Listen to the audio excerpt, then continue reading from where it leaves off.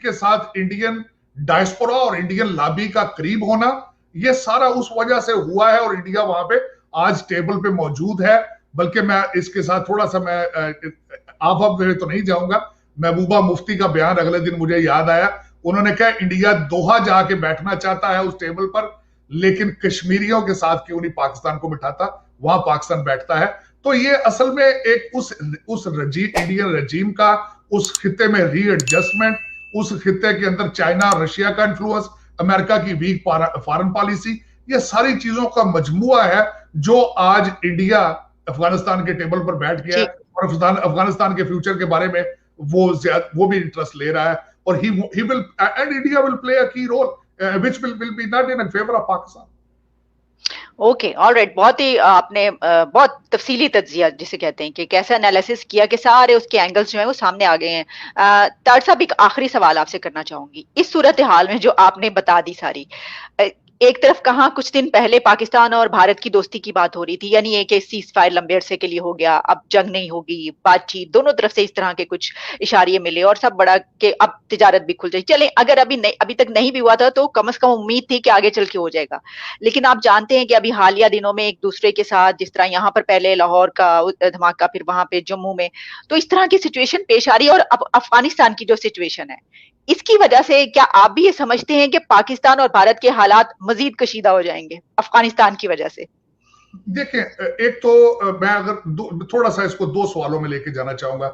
एक तो इंडिया का माइंडसेट एक वहां पे ये भी है कि अफगानिस्तान में अगर हालात बेहतर हो जाएंगे तो फिर वहीं के लोग जो है वो कश्मीर की तरफ आएंगे। एक तो उनका ये फियर फैक्टर एक तो ये है। दूसरा, मैं बताना चाहूंगा कि इस वक्त इंडिया के अंदर जो रजीम है, मैं माजरत के साथ अपने इंडियन दोस्तों के, कि वहां पे अब जो है जमहूरियत के हालात जो है वो ये हैं कि वहां जंगों को जमहूरियत के लिए इस्तेमाल किया जाता है। वहां पे कश्मीर और मुसलमानों के खिलाफ कानून साजी करके या उनके हालात खराब करके बिहार में, यूपी में, मध्य प्रदेश में, इन जगहों पे जो हिंदू माइंड सेट है उनके वोट लेने के लिए इस्तेमाल किया जाता है। तो ये गलत ट्रेंड है मेरे ख्याल में। मैं समझता हूं कि इस वक्त जो अगर हमारे जो मोदी साहब हैं, उनकी मैं थोड़ी सी आपको बताना चाहूंगा कि पॉलिटिकल उनकी पॉलिसी क्या है और उसमें वो कामयाब है। वो ये है कि पहले हमेशा वहां पे कोलिशन गवर्नमेंट रही है, क्योंकि इंडिया एक बहुत बड़ा मुल्क है। पाकिस्तान की देखें, इस वक्त अगर सेकुलरिज्म पाकिस्तान की जरूरत नहीं है, इंडिया की जरूरत सेकुलरिज्म है।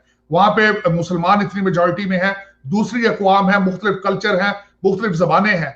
लेकिन अब बीजेपी ने क्या किया, उन्होंने रिसर्च की कि मेजॉरिटी पॉपुलेशन कौन है, दे आर हिंदूज। उन्होंने कहा इस मेजॉरिटी में से मेजॉरिटी के वोट हम ले लेंगे, हमें कोलिशन की जरूरत नहीं पड़ेगी, हमें दूसरे लोगों को जिस तरह कांग्रेस करती थी बिठाने की जरूरत नहीं पड़ेगी। अब वो कश्मीर के ऊपर मुझे ये बताएं, अगले दिन जो आप कह रहे हैं कॉन्फ्रेंस की बात, वो कॉन्फ्रेंस किस चीज की है? तो उन्होंने सारे इंडिया नवाज लोग बुलाए, हुर्रियत कॉन्फ्रेंस को इन्वाइट नहीं किया। और उन्हीं लोगों को जिनको वो करप्ट कहते थे, जिन लोगों को वो कहते थे ये मरूसी सियासत में, उनको बुला के बगैर किसी एजेंडे के, बगैर किसी कॉन्फ्रेंस के, अभी तक ये कंफ्यूजन है पूरी दुनिया में कि उस कॉन्फ्रेंस का ऑब्जेक्टिव क्या था। अब मेरा जो सवाल है वो ये है कि क्या ये जो अफगानिस्तान की सिचुएशन है, इसके नतीजे में पाकिस्तान और भारत के हालात जो समझा जाता था ठीक होने जा रहे हैं, क्या ये आपको लग रहा है कि मजीद खराब होंगे? मेरे ख्याल में मजीद, आज जिन हालात में बैठा है पाकिस्तान, इंडिया और अफगानिस्तान, मेरे ख्याल में एक तो इंडिया की पोजीशन अफगानिस्तान में स्ट्रॉन्गर हुई बाइडेन एडमिनिस्ट्रेशन की वजह से, और आज के जो अंडर गिवन हालात हैं, और फिर दोबारा इंडिया में दोबारा इलेक्शन कुछ स्टेट्स में हो रहा है, अंडर गिवन हालात इंडिया पाकिस्तान के हालात मजीद खराब हो गए। आपने देखा जो कुछ लाहौर में हुआ है, जो कुछ जम्मू एयरपोर्ट पे हुआ है, ये सारी चीजें जो है इसी चीज का अंदिया दे रही हैं कि फ्यूचर में वहां पे हालात ठीक नहीं होंगे, अब मजीद खराबी की तरफ जाएंगे, क्योंकि both parties have reservations and allegations against each other.